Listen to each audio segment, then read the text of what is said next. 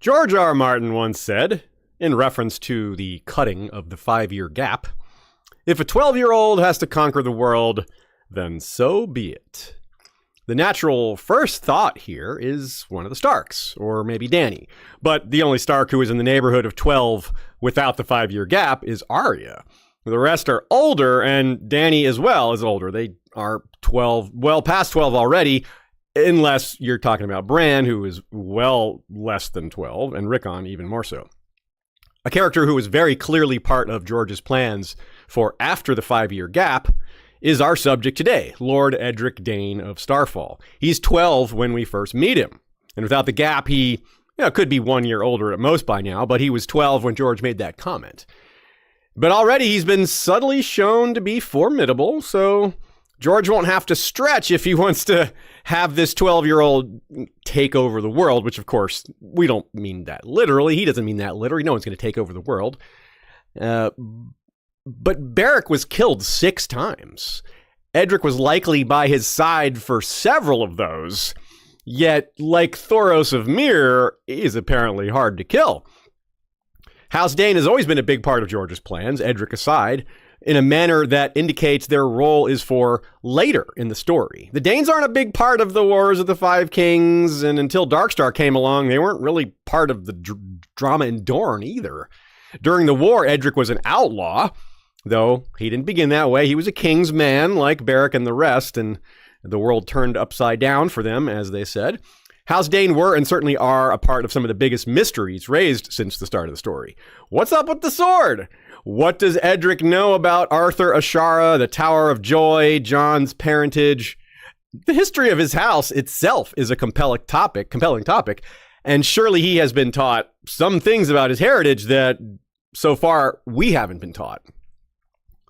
It's something they're proud of, after all, something that wins them respect amongst Westeros' noble culture, because the more ancient your family line is, the more prestige comes with that, and Edric's lineage is arguably as old as it gets. The Lords of Starfall have a claim that they are the oldest family in Westeros, or close enough that no one can say otherwise. It may not be true, and like I said, it's not provable, but they do have that claim, and it's hard to argue against that.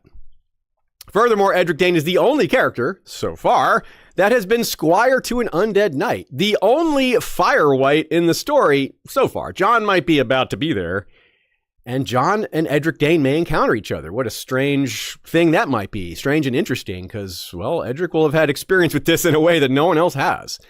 And at his age, too, that makes it particularly interesting. There's really nothing like him. In a world of detailed and unique characters, Ned Dayne's circumstances, background, meta considerations, planned role, he touches on aspects of the story and the world that only the Starks approach, and his story is deeply entwined with them, especially Arya and Jon Snow. All that and more on this episode of History of Westeros podcast. Hello and welcome back, everybody. It's another Sunday. It's 3 Eastern on YouTube. It's 3 Eastern on YouTube. Yeah, that counts. We just had a nice daylight savings time here, so for some of you, it's a little different time. But hey, this is where we are. Our Sundays are live stream time. Daylight saving time. Daylight saving plural, time. As Kent Davidson would say in Veep. That's a good point. You should know this. A single. Yeah, it is only one saving. You can catch our episodes elsewhere. Every video is, of course, on YouTube. It's an edited version if you check it out on Spotify. And the audio-only versions of our show are available anywhere you find podcasts. And if you listen on Patreon, they're ad-free. A shout out to our good friend Nina, goodqueenally.tumblr.com. She's on her honeymoon right now, so congrats. That's great. Have some fun there.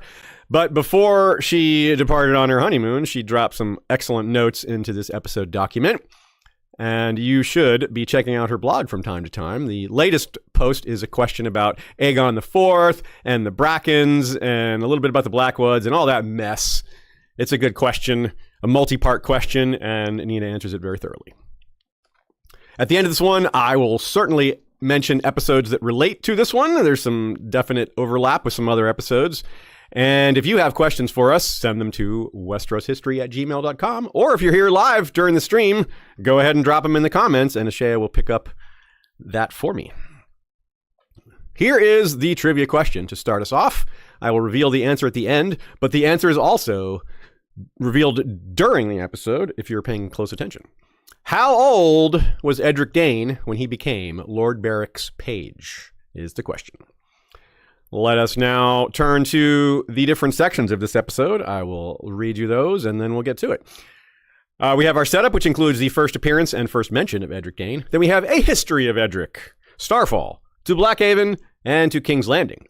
Then we have King's Men, which refers to the Brother Without Banners in their initial role. A Squire to the Undead, to Outlaw, the Duel. What does he know? No Beric, no Brotherhood. 12-year-old Conqueror, Sword of the Morning, ? And that'll be it. Hope you enjoy this episode. Let's get to it. We have a poll to start us off. If you all are here live, or if you're catching the episode on Spotify, the poll will appear there as well. Will Edric Dayne wield Dawn? Simple yes, no. Two choices. Will he wield it or no? Doesn't matter if he wields it for long or short. Just will he wield it at all? I don't mean just, touch it, hold it, but will he wield it? Like swing it at somebody or carry it into battle with him, that kind of thing. First appearance and mention. His actual first mention is in the appendix of A Game of Thrones. So he is certainly not a character bolted on later. In fact, the appendix page dedicated to the Martells also includes Ario Hota and Maester Caliot. So those are characters that don't appear for a long time, but they are there. And under the His Knights and Lords Bannermen section of House Martell, it says Edric Dayne, Lord of Starfall, and nobody else. There's no other Knights and Bannermen for Dorne. Then it lists all the principal houses of Dorne after that, and that's where you get all the names you would expect. But it also includes Dayne again, so only one Lord of Dorne is named apart from Dorne himself, and he's a prince, really. And it's Edric. So that's telling in a bit. Certainly proves that he was part of the plans from the beginning. Now, of course, that doesn't mean his plans for Edric haven't changed. In fact, he's one of the most likely characters we can point to whose plans George has changed. And that's a large part because of the 5-year gap, but not only because of that. So that is a question we're going to seek to answer throughout this episode. How much did he change it? How much, and what will he change it to? What's the context of these changes? So we'll try to get into that throughout the episode. It's not a single question. It's something that we will come back to on and off. Here's the first appearance quote. Your sword you shall have, declared Lord Beric, but your innocence must be your armor. Clegane's mouth twitched. My innocence against your breastplate. Is that the way of it? Ned, help me remove my breastplate. Arya got goosebumps when Lord Beric said her father's name, but this Ned was only a boy, a fair-haired squire, no more than 10 or 12. He stepped up quickly to undo the clasps that fastened the battered steel about the Marcher Lord. George draws attention to the matching nicknames, which has a subtle implication. It kicks off some thoughts in Arya's mind, which leads to eventually her discussing some things with Edric that are fairly revealing. We'll talk about those a little later. There's also an implication of familiarity, Nina points out here. Beric doesn't refer to Edric as Edric, or my lord, or anything like that, which is often how one lord speaks to another. Even though he's a squire, he is a lord. He's equal to Beric in terms of lordly rank, even though he's in a subordinate position as his squire. But Ned is a nickname. It's an affectionate thing. It's something that shows that they're very close to each other. That kind of familiarity that's to the point where they have dispensed with the normal titles that are so common in regular day-to-day speech between nobles.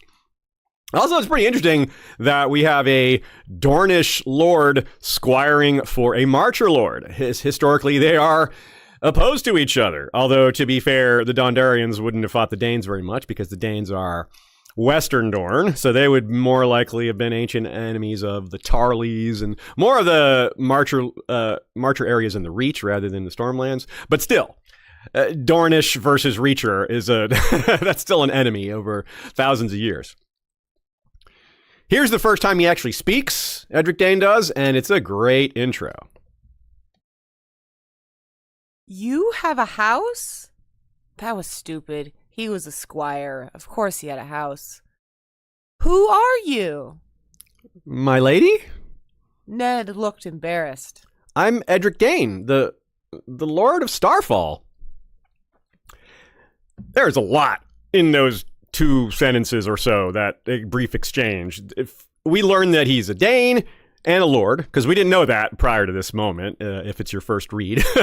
And his name is Ned. Again, that all of a sudden is telling, right? That part, just the nickname, which is itself like, wait, Ned? Why is he called Ned? I mean, shouldn't the Danes be upset, if not worse, with Ned Stark? Why would they nickname the heir to their house the same thing as this guy who's a, controversial figure in their history? That's very telling, isn't it? Not in a way that Arya would detect, but for us readers, it's, whoa, wait, what's up that? Also, it shows us that he's a little shy. It gives us a little insight to his personality. The majority of 12-year-old lords of Westeros would be proud of it, if not boastful. So he's also modest. Maybe it's shyness, but it's also, he's not this blustering, typical character that you see. Now, it's a little awkward for Ned, maybe.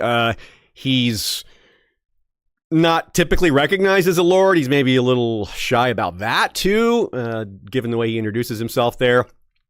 And basically pointing out who he is, it comes off to me as he doesn't want to point out that he's so much higher born than other people. He thinks it's like embarrassing for him to be like, yes, I'm so much better than you. I'm not actually saying I'm better than you, but if I tell you I'm Lord Dayne, then that has implications. But I'm not trying to give you those implications. I'm actually a humble kid, but it's hard to get that right away, right? You have to learn that about him. There's not a lot of other Edrics in the story. There's Edric Storm, of course, who is a good example of someone that's very proud of his heritage. It's notable that Davos thinks that Edric Storm loves to remember who his father is, but forgets to remember the circumstances of his birth. And yeah, so this is very different. So Edric Storm, way prouder of his heritage, way bolder about it, way more outspoken about it than Edric Dayne, who is actually of a Lord of Starfall. That's... Yeah. A character who might make for a solid parallel, someone who George may have introduced to help set up a 12 or 13-year-old war leader, if not conqueror, if not wielder of dawn, if not, well, who knows? Lots of other great things that a 13-year-old who's just had a growth spurt, which George would probably do if he's going that route. So think about Bloody Ben Blackwood. Even younger, actually. Became Lord at age 11. Also shy and sensitive. Also very capable, though. In the field, especially. So perhaps in a category of characters who don't like or even hate war, but are good at it anyway. Rhaegar Targaryen's another one. Ned Stark, too, another worthy comparison. Now, his lordship came at 18. He wasn't quite as young, but he also isn't someone that likes war. He's not someone that's particularly violent. He's good at it. He'll do what needs to be done, but he's not going to seek it out. So Edric is 12 in the scene, like we said. Arya guesses he's 10 or 12. He is 12. He might be 13 now. 2 whole books have passed since that scene. But whatever, not a big difference. It's unclear how long he's been Lord of Starfall. He wasn't Lord of Starfall when he left to become Lord Beric's page when he was 7, but at some point in between the 5 years since then, he became Lord. Now, he's not described as big, but remember what happens when the Brotherhood Without Banners, before they're the Brotherhood Without Banners, gets ambushed by Gregor and his men. Beric gets lanced by Gregor and falls into the river, and Edric pulls him out of the river.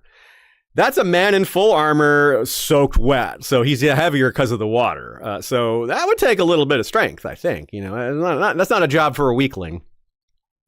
Arya describes him not as big or tall, but she does think of him as not small, because she's surprised that he isn't. She thinks Dornish men are supposed to be small and swarthy, and he is neither.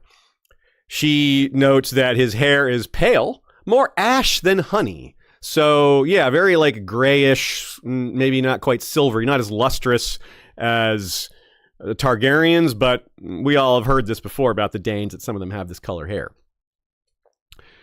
She also notes that he's very polite and well-spoken, and she appreciates that. Gendry doesn't. I think Gendry's a little jealous.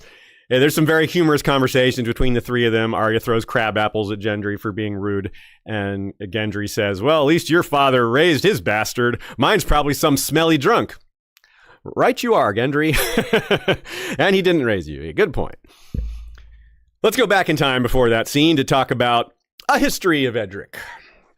He was born in 287, so 3 to 4 years after Robert's Rebellion.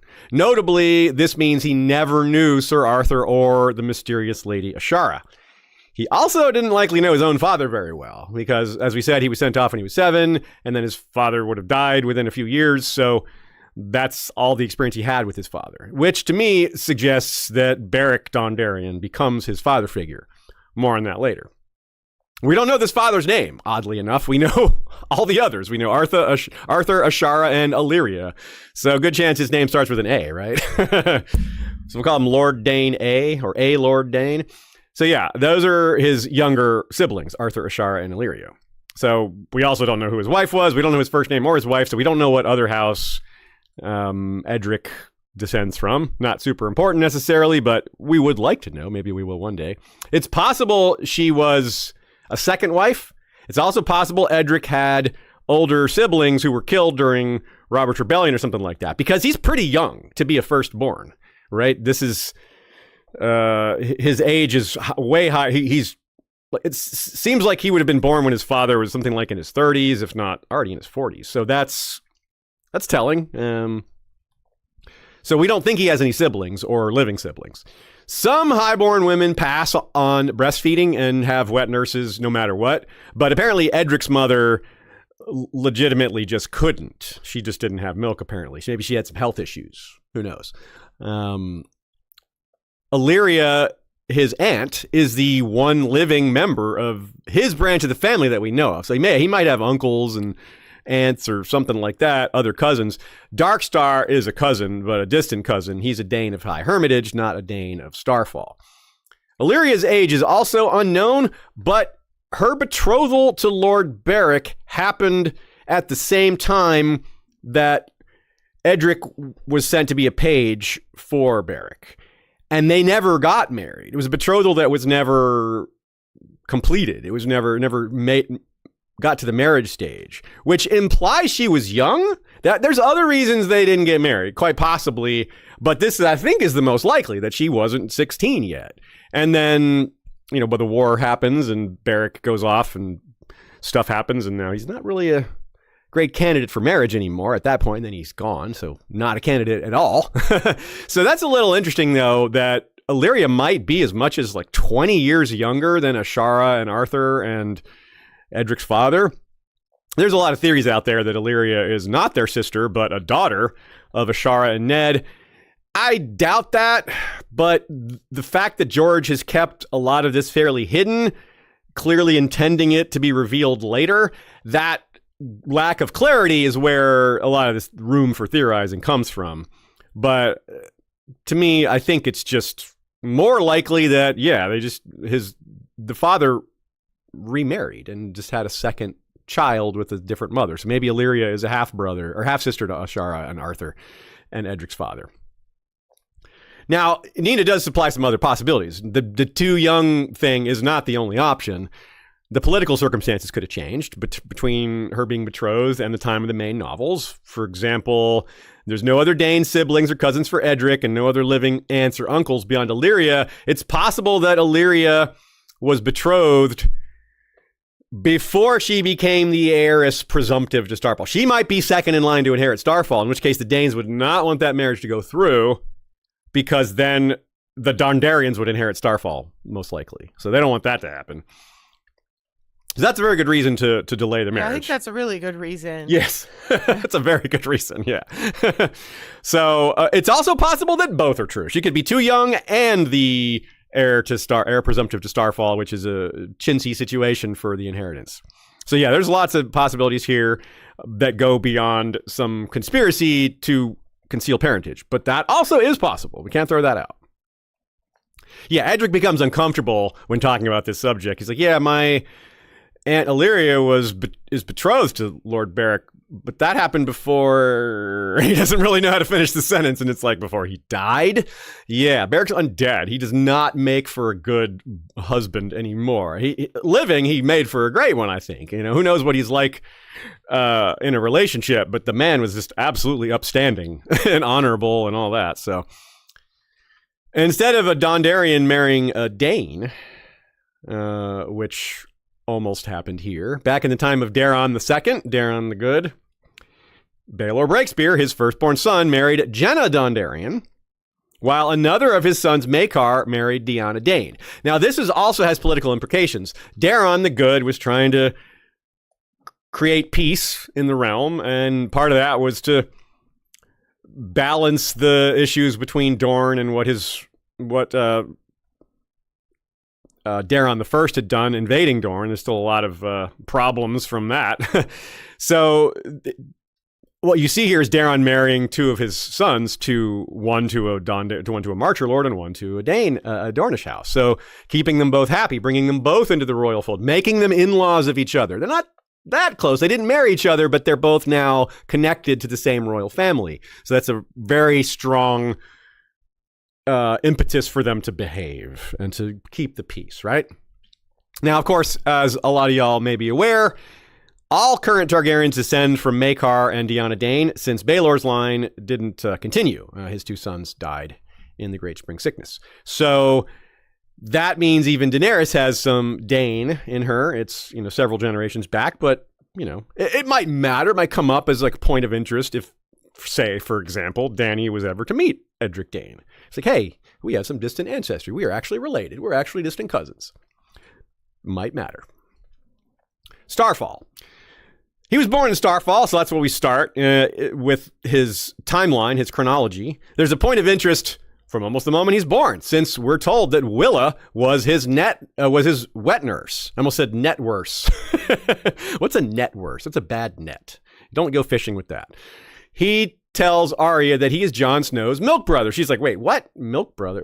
You're not related. She doesn't know what that means. He explains that it's milk brothers, not blood brothers. Edric is about 4 years younger than Jon. Now, this is notable because Willa went to Winterfell with Ned Stark as wet nurse to Jon Snow, right? Which Edric is speaking of here. To Winterfell. Willa lived at Winterfell for several years. To be wet nurse for Edric, she had to go back to Starfall. Not strange, not hard to believe, but you might not have noticed that. Once Jon was weaned, it seems she went back to Starfall. And there's other reasons she might have gone back. That's where she's from, so she might have just wanted to go home. It's cold up there, right? She's like, I don't like it up here. It's the north. Also, there may have been some drama, right? Catelyn might not have liked her. There's rumor, Catelyn and other people might be trying to suss out the deal here, and Ned trying to shut all that down, never mention the name of Shara again. So if he's thinking that people are trying to figure out things from Willa, it would make sense to send her away so that no other Northerner could ask her those questions. If she's not there, she can't be grilled about her history or about Jon's history. And obviously that's a secret Ned was very intent on keeping. So, by the way, weaning has a different meaning in different parts of the world. In the U.S., it means you're done nursing. In the U.K., it just means the introduction of solid food. So it's very, very different. Now, it fits the timeline very well. Like we said, Edric is 4 years younger than Jon, and Jon could have easily been weaned by age 4, or close enough that it makes no matter. Now, Catelyn does remember that when she asked about Jon's origins, Shara Dane's name was never spoken again in Winterfell, according to her. And in part, that would be because Willa was sent away. Willa was certainly not there by the time Catelyn has that thought in her first chapter in A Game of Thrones, which would be more than a decade since she went back to Starfall. Or about a decade. Yeah, maybe like 11 years. So all fits very well. And Edric confirms to Arya that Willa served his family for years and years, since before I was born. So she's probably up there now. She's probably no longer a wet nurse, because, I don't think you can be a wet nurse when you're like 50 years old. And if she had served his family for years and years before he was born, and she was obviously Jon Snow's wet nurse, well, that's already 20 years on top of how old she was. So she'd at least be in her 40s, I think. What does Milk Brothers actually mean? Let's talk about that because it's a little confusing. At one point, George, in an interview or at a convention, I don't remember the circumstances, he said that Edric was stretching the definition of Milk Brothers because to him, in George's world, apparently, Milk Brothers are nursing off of the same woman at the same time. But honestly, I think George got it wrong because that's not how it works in the real world.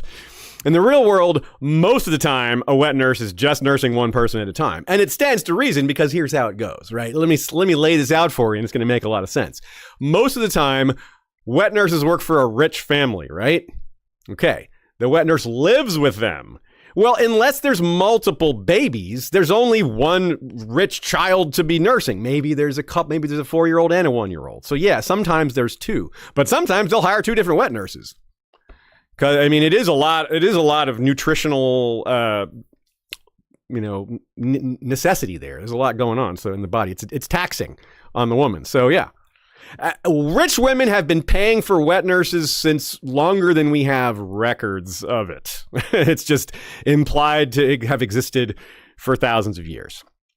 Now, to be fair, even though I think George may have gotten it wrong, quote unquote, he can't have gotten it wrong because this is how it works in his world. So apparently Milk Brothers in his world does tend to mean you were weaned or nursed at the same time.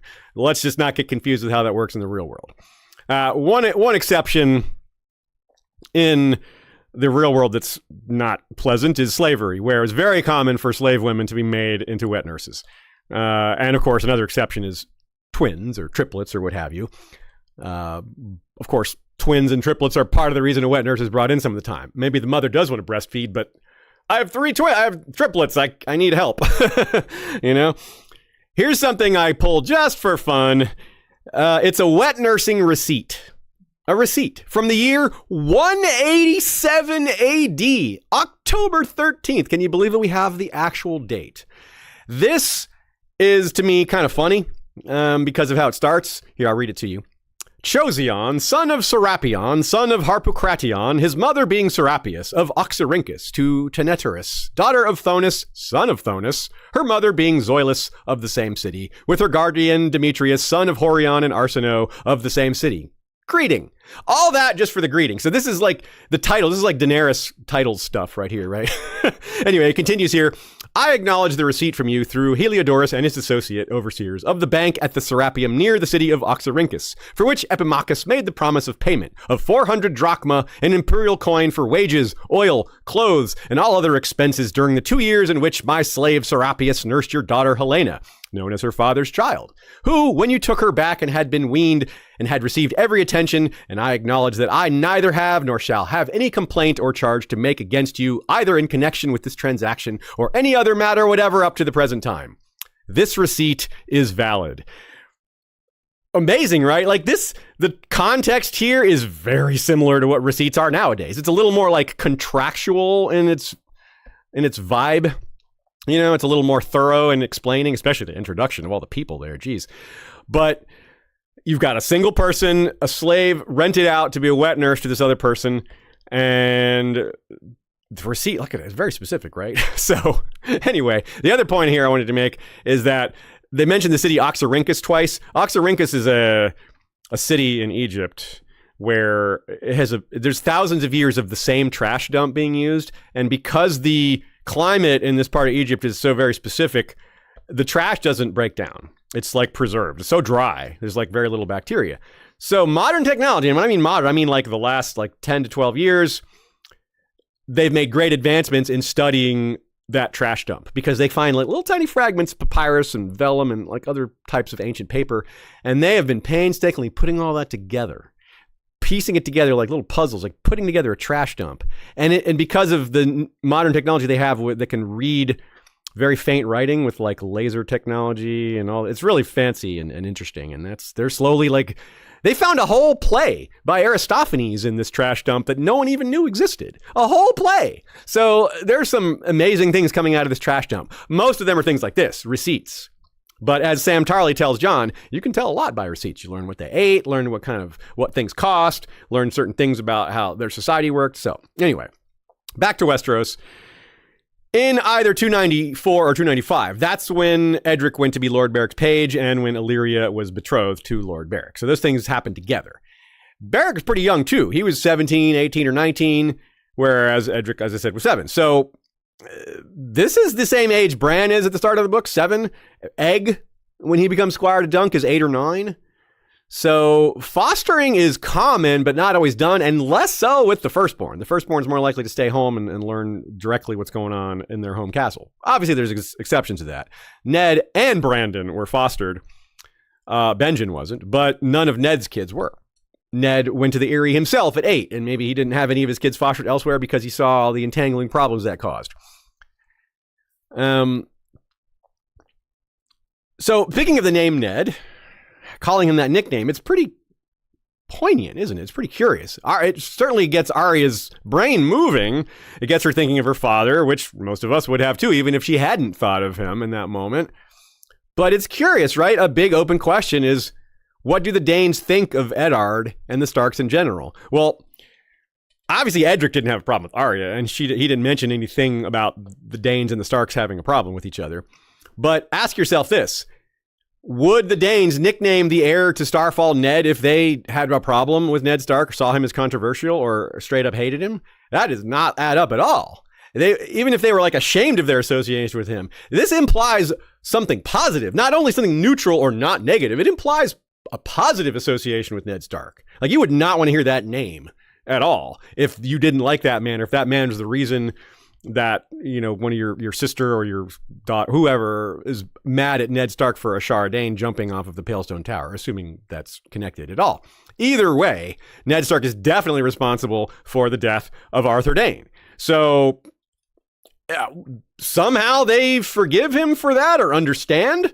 It's not crazy, but it is very notable. As we'll see throughout this episode, Edric isn't that likely to know much of what happened at the Tower of Joy or about Ashara or Arthur, since he wasn't alive when they died. He wasn't around when their secrets were happening. And can't imagine his father would want to tell him those things, especially at the age he was at. He was 7 years old when he was sent off. So what family secrets would he have learned by that point? We might have a Ned Stark and Jon situation where Ned eventually planned to tell Jon some things, or had that thought when he's in the black cells, like, if I could just speak with Jon one more time. That might have been on tap for Edric had his father lived long. He's like, well, when you're older, I'll tell you some of these family secrets. But that never happened. He never learned those family secrets, or at least not any of them. However, it's still notable what he's been told. Whatever stories he tells, he says, well, as Jon Snow's mother. He didn't suss that out himself. Illyria told him that. Illyria doesn't necessarily know the truth either. Either Illyria is helping maintain the subterfuge by passing the lie on to Edric, who will believe it uncritically, or she's been misled as well. She's repeating a lie, not knowing it's a lie. So it's all very interesting, but yeah, we're not sure. I'm very sure Edric doesn't really know the truth, and he wasn't just like, I'm going to trick Arya here by bringing this will. No, he's not. That's extremely unlikely. So unlikely that I wouldn't even entertain it. But what he knows hasn't been fully spoken, and even if he knows things that aren't true, those would be interesting, because that would mean they lied to him about that. It was like, well, what lie did they need to tell? Or the fact that they needed to lie at all is telling. Let's go to Blackhaven. The choice to send Edric to page for Beric can be seen as a strengthening of the connection between their houses, and they have a lot. I mean, whether it was the intent or not, he effectively became Edric's father figure. As we said, Beric was Lord from a young age too. We don't know how young, but he is Lord when gets Edric as his page. He himself is maybe only 17, so it's entirely possible he's been Lord for several years. In fact, that might be something they have very much in common. Both of them becoming Lord at a very young age. And this just kicks up a whole host of things they have in common. And just personality-wise and vibes, and the implication of their closeness and the relationship that developed between them. A relationship that has to become a little weird after Beric is dead. But we'll get to that. So, yeah, Lord Dayne almost certainly died while Edric was at Blackhaven rather than during the events of A Song of Ice and Fire, because we probably would have been told that. Edric would have maybe mentioned that his father died recently or something like that. We don't know the circumstances of Lord Dayne's death, but we do learn from the World of Ice and Fire app that it was a untimely death. So it wasn't like he was sick for a while and people thought, maybe saw it coming. No, this was kind of an accident maybe. It's certainly unusual that Ned Dayne, after his father died, didn't go back to Starfall to just take up his lordship. He stayed with Beric. And think about what he stayed with Beric through. Like, this is a kid that was becoming an outlaw, that was hunted, that was sleeping in dirt, sleeping in caves. He could have gone back to Starfall anytime he wanted. And no one could have gainsaid that. He's like, yeah, I'm the Lord of Starfall. See you guys later. But he did not do that. Not for a long time. Not till Beric died. More on that later. There are examples of people who stay, like Robert Baratheon. Robert Baratheon stayed a squire or a ward of Jon Arryn even after his parents died at Shipbreaker Bay, bringing home Patchface. It is his choice, as I said, but he is underage. So part of the factor here might be that if Edric goes back to Starfall, he still has to, a regent is still going to be ruling in his place. So maybe he'd still rather, stay out in the world and learn experience that way rather than just go home and sit there while someone else rules in his name. And if he sees Beric as his father figure, which I'm very keen on believing, that's my headcanon, then he would want to stay. He's a loyal, devoted kid. He likes Beric. He wants to keep learning from him. Beric has treated him well. He's, fond of him. They're fond of each other, etc. And if the betrothal was political, Nina points out, perhaps motivated by divided loyalties during Robert's Rebellion, remember, the Dornish were on the Targaryen side for the most part. So Edric at Blackhaven, he could be like a bit of a hostage against the good behavior of the Danes. On the other hand, what Danes are going to do anything other than Darkstar? Maybe that. But of course, when this was arranged, Edric's father was still alive. So maybe they were trying to make sure he was, behaving. On the other hand, there's no indication this marriage was arranged by somebody else. It seems like they pulled it off on their own, maybe. Anyway, Beric would have helped Edric deal with the loss of his father. He might, as we said, have very similar experience. He's like, yeah, I lost my father at a young age too. That's something we can bond over, something I've experienced. You can trust in me on this. I've been through it, etc. Beric's father may have even died younger than Edric's did. So, and Beric was upstanding, still is, or was until his death. His whole life was upstanding and honorable and all that. And he had that reputation. Ned Stark picked him to lead the expedition against Gregor. That wasn't random. Ned knew who Beric Dondarrion was. He already, even though he was only a teenager, he already had a reputation of, well, maybe he was 20 by then. He already had a reputation. Actually, I guess he was 22. Yeah, Beric was 22 when the mission was sent. But either way, that's pretty young, but he already had that reputation. Chosen to lead by Ned Stark, chosen to marry Illyria Dayne, and the Danes are steeped in honor. Then Edric is a page as well. So Beric, kudos there. Clearly he earned himself some points to have gotten all this, to have been trusted with all this. So Lord Dayne probably thought very well of Lord Beric unless they were forced into this marriage. It seems like he was a good judge of character because, yeah, Lord Beric is a good guy. Even in death, Lord Beric was more of a knight than almost everyone else. Very few characters were more knightly than Lord Beric, even as a dead guy. At some point in this era, when he became a squire, which is around age 10, he won the Rings event in a squires tournament, which shows he's good at holding a lance steady, which may have implications later. I think George, as we've said, George gave little hints that he's got some martial skills in training there. Maybe maybe the prowess is just around the corner. Beric is Edric Dayne's main influence, and Beric is one of the best examples of knighthood we have, of someone who actually follows the vows. Like I said, he's right up there. So think about the effect that would have. This guy is now your father figure, and this is how he behaves, and maybe you've already been predisposed to act that way. This is how you've been raised. You're come from the same family Arthur Dayne came from. You've already got a distinct, legendary figure to live up to that is your uncle, right? Even if you didn't meet him, the dude was insanely famous, and people tend to, young people tend to emulate the people around them or the people that are spoken of the most highly. And well, this is certainly played out that way, at least to this point. King's Landing. So Beric decided, hey, young Squire Edric, the Hand is having a tournament. Actually, it was Robert, but we know how that went. It was in Ned's name, but Ned actually didn't want anything to do with it. So that was a big deal. A lot of people came from all over. And it's interesting not just how this brought the characters into town that ended up becoming Ned's expedition. They became the Brotherhood Without Banners, right? So this was just supposed to be a trip to go to a tournament, but it really took a turn. Several turns, really. Edric would have been very busy. Beric was a competitor. He was in the joust and the melee, so he would be, helping him with his weapons and his armor and all that. Lots to do. Edric actually sees Lord Eddard, but is too shy to approach him. Well, that tracks. He's notably shy. He doesn't know what to say. He doesn't know what to bring up. It's definitely too bad. What would they have said to each other, right? Like, what would Ned say to Edric? Would he feel a little awkward? He'd be like, It might have been awkward. It might have been stiff, like, hello, pleased to meet you. See you later. I gotta go.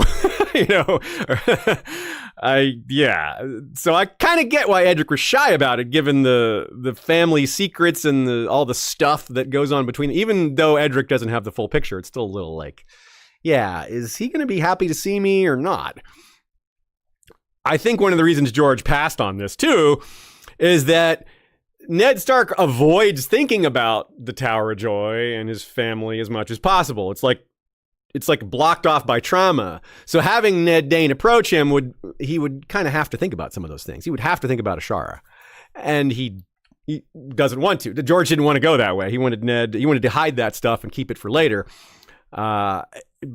Consider that when Jaime assaulted him in the streets, and the circumstances played out so much like the Tower of Joy, and then he's holding Jory's body. It's 7 versus 3 in terms of the number. It's 7 die versus 3 die, and the some of the language that's used. He wakes up dreaming about the Tower of Joy right after that.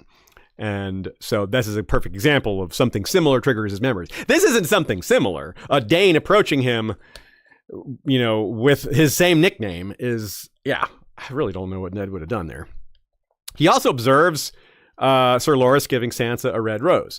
He asks if Arya was there. He's like, yeah, I saw this. I saw Loras give your sister a rose. This is kind of funny because Loras doesn't even remember giving Sansa the red rose. And Sansa, of course, remembered it like it was the most important thing that ever happened in her life at the time. Obviously, she's moved past that. But in the moment, she had the most gigantic crush on him that anyone's ever had on anyone. I don't think this is necessarily like a setup. Like maybe Edric was noticing Sansa because it's like foreshadowing.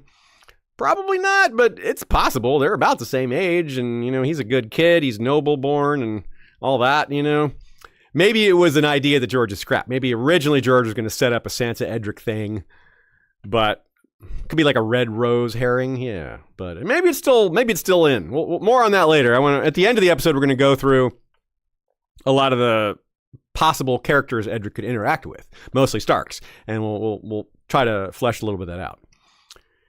So again, Illyria may have been too young to marry Beric at the time, but notably more years have passed. Like 4 or 5 more years have passed since that betrothal, and they still didn't get married, which starts to make me think Nina might have had the right of it, because how young could she be? I mean, was she 11 and then 4 years go by and she's still not quite 16, and now Beric is dead, so it's moot.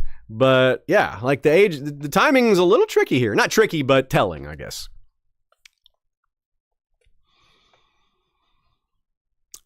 We have been redoing some parts of our website. It's really, really improved quite a bit. Ashay has put a lot of work into it. There's some new setup for our Patreon shout-outs, our people who have chosen to have nicknames. It's been remade. You can view it a lot more easily. And we still have our big sidebar there on the front page that has links to various things that help support our show. In particular, one of the biggest ones is Amazon. We have been an Amazon affiliate since we started. It was probably the first company that we had any opportunity to make any smallest amount of money from. And the way it works is anything you buy through those links on Amazon, we get a cut of. It doesn't cost you any more. It's the same exact cost to you, so it's kind of a win-win if you're going to shop on Amazon. Use our links. There's a lot of great deals going right now. This is that time of year where Amazon has a lot of Christmas specials, and there's going to be Black Friday deals and things like that. So highly recommended. Good way to save some money and support us at the same time. A couple of miscellaneous things about this episode. Other than Edric Storm, there's only one other Edric we know of at all. That's Edric Stark, who was the grandson of Alaric Stark. Alaric's the real Stannis Stark who met Alysanne and Jaehaerys. So his sons died, and Edric inherited at 172, or in 72 AC. There's also an Edric Guild Navigator in Dune. I know George has read Dune. He wasn't a huge fan of Dune, but he might have noted that name. Edric is not in the first book, but he appears in the second book. And, well, I won't say how many books he's in because that would be a spoiler. There's also a Disney show, Owl House. I've never heard of it until looking it up just before this episode. And there's Some of our friends have cosplayed Owl House, including notably Becca Starshine. Oh, cool. So I guess I just didn't click because I didn't have any memory for it. So two characters named Emira and Edric Blight are in that. They're twins. And so that's another Edric I know of. Do we think there's a connection / inspiration to Elric of Melnibone? Possibly. George has absolutely read that series, and he mentioned Eldrick. Shadow Chaser is a character name that he made up for one of the Azor Ahai personas in the World of Ice and Fire. So Eldrick does sound like a mashup of Edric and Elric. So yeah, and given that we know George has read Elric of Melnibone, it seems likely. I don't know the character very well, so I don't know if there's like similarities between the characters or not. I kind of doubt it. But the name, yeah, I think so. King's Men. When Beric was chosen to lead the contingent against Sir Gregor, it probably meant the first action Edric ever saw, and it was horrible. They rode under the king's banner, empowered by the king's hand to bring justice to an outlaw. They all, were out there doing good work, they thought, and then they were ambushed in what became known afterwards as the battle at the Mummer's Ford. Let's consider that battle through Edric's point of view. It began as they were crossing a river. That is a time when an army of any size, big or small, and this was 120 men, so not that big, but certainly, as I said, in any case, crossing a river makes you vulnerable. Your horses are, in water, you can't maneuver very well, you're not in a formation, so if somebody attacks you in that moment, it's bad. And that is what happened. So they waited for them, they attacked them at the perfect right moment, and they were probably completely unprepared. They had no idea anyone was waiting for them. They had no reason to suspect it. And now remember what was supposed to happen. The ambushers were supposed to capture Ned Stark. That was the goal. They were going to capture Ned Stark and then swap him for Tyrion, and that would be the end of the war. Of course, Jaime got involved. Ned's leg was broken, so Ned wasn't there. Tywin was smart enough to realize that Ned would lead that expedition himself. That's because he had a read on Ned's personality, and he was right. Ned would have led that expedition had he not broken his leg. But of course, Tywin didn't know that Ned broke his leg. So they would have known right away, or probably realized right away, that Ned Stark wasn't in that group because there would be no Stark banner. Well, or if there was a Stark banner, it was attached to the King's banner, and there was no Stark accoutrement. There was no like Lord decked out like a Stark High Lord. No one that looked like Ned Stark was there. And again, it's not that large of a group. So there's no. The attack came from three sides. They have their back is to the river. It's like they're enclosed. The attack comes from the front and from both sides. So there's the only way to run was to go through the enemy. You can't really cross back over because it's too slow, and they'll just pick you off while you're slowly slogging your way across the river. So my guess is that Gregor went right for Beric. Like Beric was taken out of the fight almost immediately. He's the only lord on the field. He's the leader. So if Gregor takes him out, that he knows that's going to cause chaos to their ranks. They don't have anyone to shout orders. Now, we know Edric pulled Beric out of the river, so Gregor must have timed his charge very well. Beric was knocked into the river. He must have been still very close to the shoreline. And perhaps Beric, being the kind of guy he is, put himself in harm's way, got in front of other people. I'm the leader. I got to take the brunt, especially if Ned himself was in danger. He would want to protect his young squire that he has a very strong connection to. Either way, Ned would have been right there when it happened, most likely. Squire is almost certainly riding alongside his master. So it would have been really quite a few seconds of extreme tension and danger there when Beric is like, uh-oh, we're screwed, but we still got to do our best, and he wanted to protect his men and save as many as possible. But of course, he couldn't do anything. He's taken out of the fight almost immediately. We're told that he stood over Beric's body after pulling it out of the water and just kind of waited there. And no one paid any attention to him. All the enemies were too busy dealing with men who were actually standing and wielding weapons rather than a dude on the ground with a foot of lance sticking out of his chest and some boy, right? Now, that said, that boy's worth a lot of money. For a ransom, that you could get a fat ransom for the Lord of Starfall. But they didn't know he was the Lord. They would have seen, the kit and the sigil.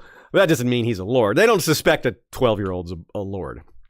And they're too busy killing the people who were trying to kill them. So Gregor would have been the largest man he's ever seen, except before or after, except that he sees Gregor again later, so he gets a repeat. Now, he's standing over Beric thinking he's almost certainly dead, even though he had no idea Thoros could bring him back. Of course, neither did Thoros. So he's guarding a body. Like, Beric is almost certainly dead, but he wasn't actually dead yet. The wound looked really bad, but Beric hadn't actually passed yet. Edric didn't wade into the battle. He dismounted, pulled Beric out of the water, and then stood over him. The battle probably surged past them. Some of the men were trying to break through, and the others are, like I said, concerned with people who are actually fighting. Very chaotic. But we actually get a accounting of the battle from Harwin, of all people, and he tells Arya this, quote, "We had lions on every side, and I thought I was doomed with the rest. But Alan shouted commands and restored order to our ranks, and those still ahorse rallied around Thoros and cut our way free. 60 we'd been that morning. By dark, no more than 20 were left, and Lord Beric was gravely wounded." 120 down to 40. Edric amongst the 40. The first of many times that he proves to be a survivor. Sure, he's less of a target, but still, he's in danger a lot of times and comes through unscathed. So Edric would have thrown Beric on the back of his own horse and either led his horse or ridden off with Beric slung over the back of his. And we know that he was helped by a guy named Green Gurgen, a man who is now probably dead. But either way, it was another example of something that would take some strength and certainly bravery. So he helps his mortally wounded lord with the help of this Green Gurgen guy onto his horse, and they ride through this melee. They ride through this 40 of them cutting their way through, barely getting away. And you got to think that Ned Dayne probably in the center of that formation. He's not one of the big warriors. They would have him to be protected because they're also trying to protect Lord Beric. Now, Green Gurgen's the name here, but there's a Green Gurg who was in a Song of Ice and Fire forum member from the very early days. And George, clearly gave them a nod here. There's more of a story to this. In 1999, George auctioned 4 unreleased chapters of A Storm of Swords on eBay. This was for charity, I believe. Green Gurg and 41 others from the Westeros.org forums, including Elio and Linda, I believe, pooled their money to win that auction. Well done, y'all. The 4 chapters were the prologue, the Chet prologue, right? Tyrion 1, Sansa 1, which is when she meets the Queen of Thorns, and Marjorie, and then a last-minute addition, because it was supposed to be 3, but then George offered a 4th one and let them pick. And they, I don't know what the choices were, but they picked Jon 1, which is when he meets Tormund and Mance, so that's pretty cool. He also gave them a random page, which was when Sam sings the Lullaby of the Seven to Gilly's Babe, because Green Gurg also had a newborn around that time, and Green Gurg and their partner named their newborn child RR. Not RR, but their initials are RR. So, and George was made aware of that, so he gave them this in honor. Now, Edric, given that he's Dornish and a lord, would have probably had one of the best horses on the field there. He might have even had like a sand steed, because the Dornish in particular have great horses, but he probably doesn't have that horse anymore. They've been through so much. But that might have been part of why he was able to escape, having one of the best horses. Now, as well, Edric would have been one of the best armored on the field. He's a lord and young, so protection would be important for him, and his family can afford some of the best. Despite these advantages, you got to give him a ton of credit for his bravery, for his initiative, for competence, for just making it out of there. Like, a lot of squires would have just been killed.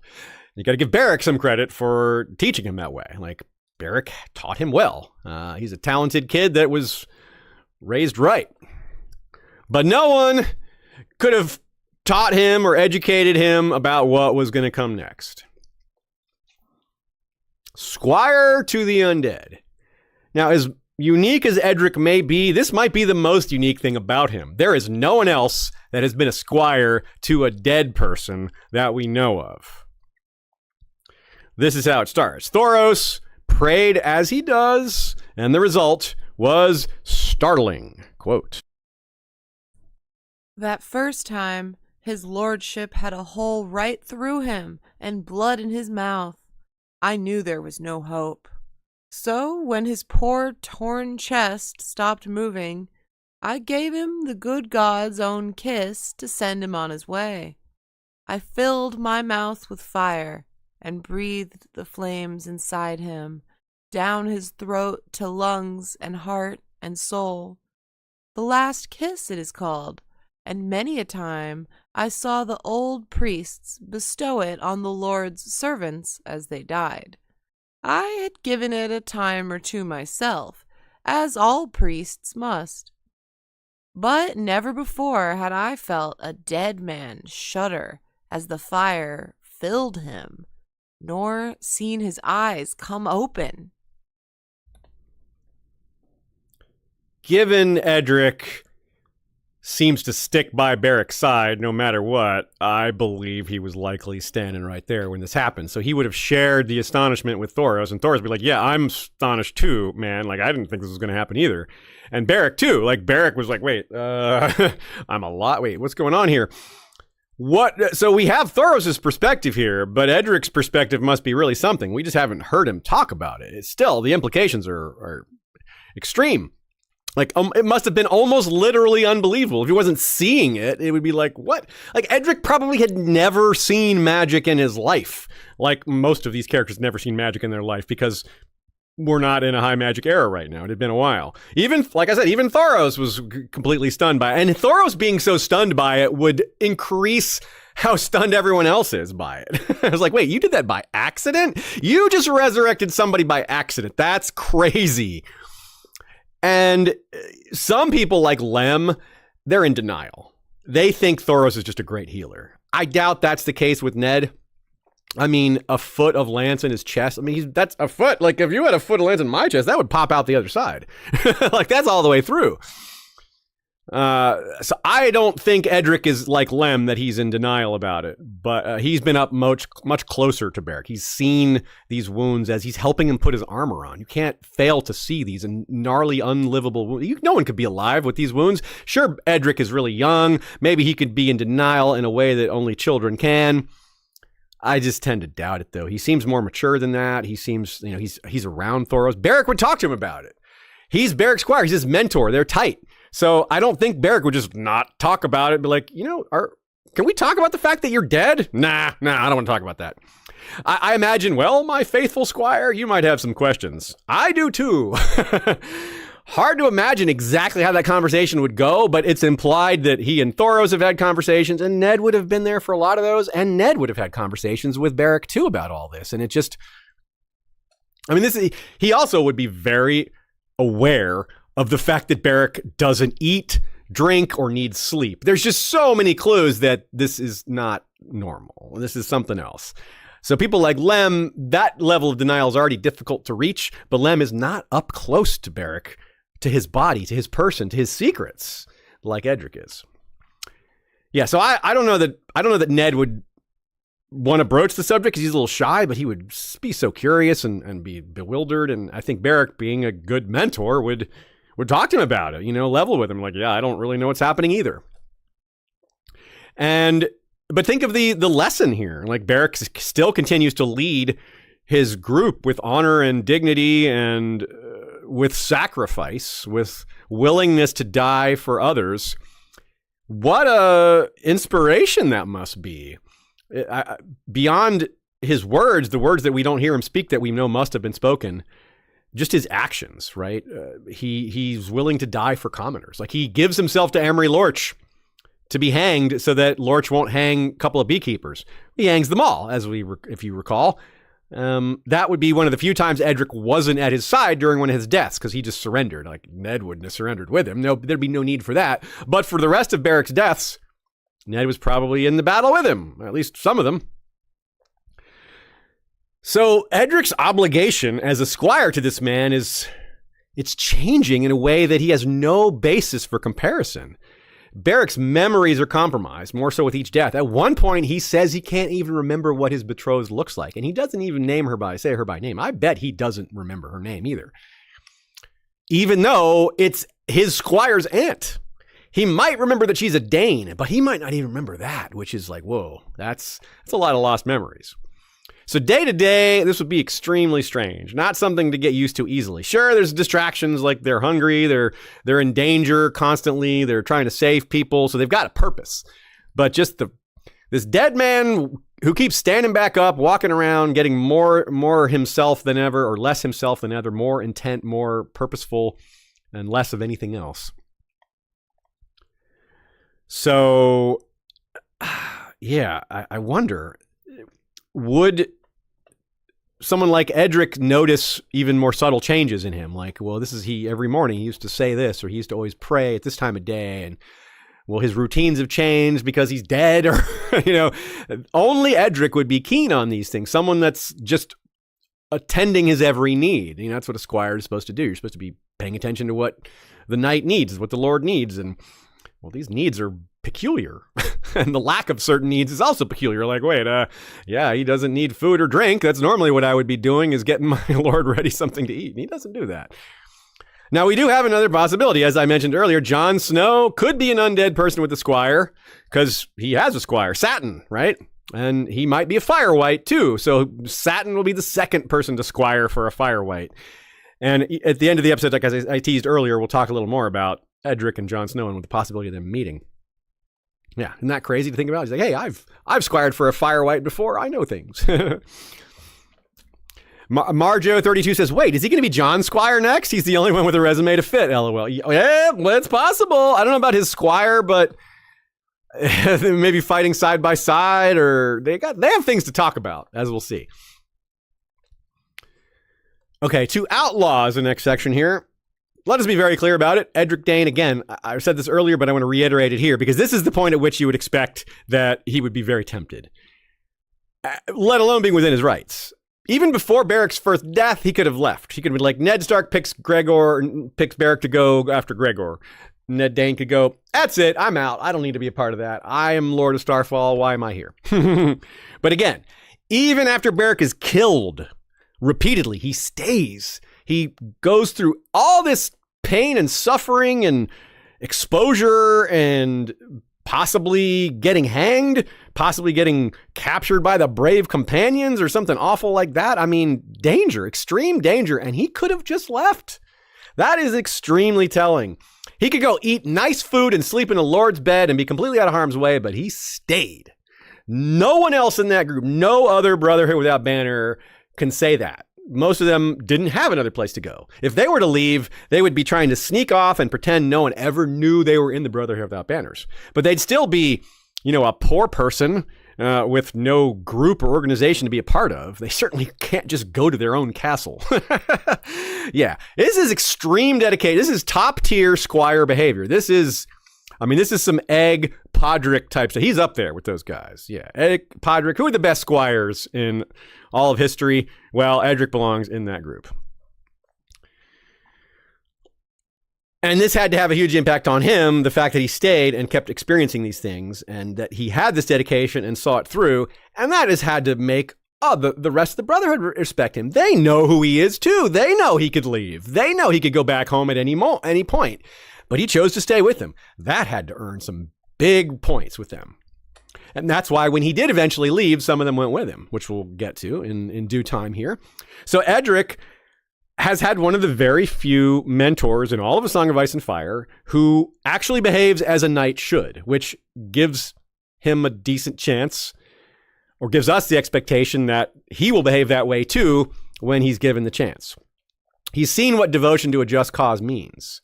In some ways, this makes him a potential foil for Arthur Dayne, a man who went down fighting for his honor and duty rather than doing the right thing, the humane thing, right? Arthur Dayne stuck with Aerys. He's a Kingsguard, so it's a little different than Edric, who wasn't not sworn duty like that. But still, Arthur is uncompromising in that way. Whereas, and this was in a golden age, right? He wasn't tested until Aerys, and we saw what happened there. But they were both king's men who became outlaws because of a regime change. Like, they both went out into the world to do their jobs. And while they were in the field doing their jobs, a new king took over and they became outlaws. Like, that's a very similar thing that Edric and Arthur both went through. And I think Edric knows that. I think he has at least some knowledge of that. He knows Arthur died at the Tower of Joy, and he knows Arthur died at the Tower of Joy after Robert had won the war. So those aren't secrets. So Edric has a chance to be kind of the opposite. Now, later in the episode, I'm going to talk about similarities between Edric and Arthur. Here, we're talking about a difference. This is a chance for Edric, given what he's learned and what he's been through, to be a compromising Dane, the opposite, someone that goes with what's right over his own honor. Someone like Corran Halfhand, who says, yeah, honor's important, but more important is the realm. Ned Stark would agree. Ned Stark put his honor very highly, but he threw his honor away in a split second when his daughter's life was in the balance. And that's what Beric does too. Beric is like, yeah, honor's important, but more important is justice. More important is defending the weak. These other knightly virtues are more important than my personal honor. Right? And I think most of us would agree with that. Edric has been taught. He's learned in that school. He's been through the school of what's right versus what's just. He's went out to give justice and became an outlaw. Like, that's crazy. That's not fair. So he's been on the short end of that stick, thus has a very keen understanding of just because you're an outlaw doesn't mean you're not a good person. Just because you're a king's man doesn't mean you are a good person. There are things more important than duty and honor. And one of those things is justice. One of those things is humanity, right? Or another one of the things is humanity. So it's better when what's good and what's law are in alignment, but it is not always true. The laws can be unjust. The laws can be straight up evil. And for a while, the laws were good, right? The Kingsguard defending their king, that usually works out pretty well. Until you have a really awful king like Aerys, who's using his Kingsguard as an arm of his evil, right? For his atrocities. So while Edric is living in a much different time than Arthur, the end of Arthur's life was when things got quote unquote interesting. But before that, he hadn't fought in many wars. I mean, he fought the Kingswood Brotherhood, but he didn't fight in like pitched battles even. So you want to live in a golden age. You want to live in the era before Aerys went crazy. That would be a good time to have lived in Westeros. But those don't make the most interesting stories, do they? When everything's great and there's no conflict at all.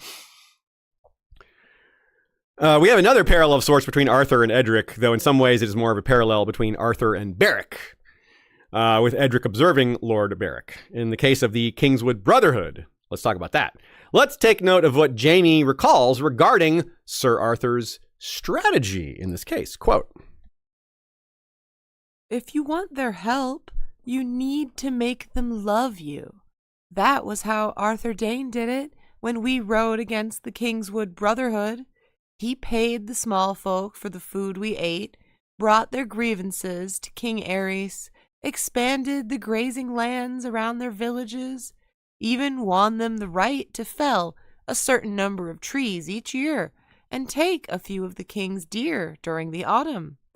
The forest folk had looked to Toyne to defend them, but Sir Arthur did more for them than the Brotherhood could ever hope to do, and won them to our side. After that, the rest was easy."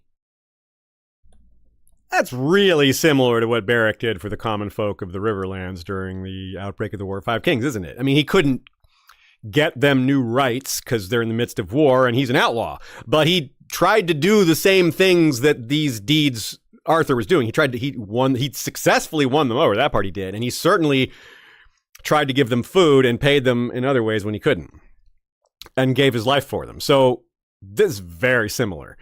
And most importantly, he gave them justice.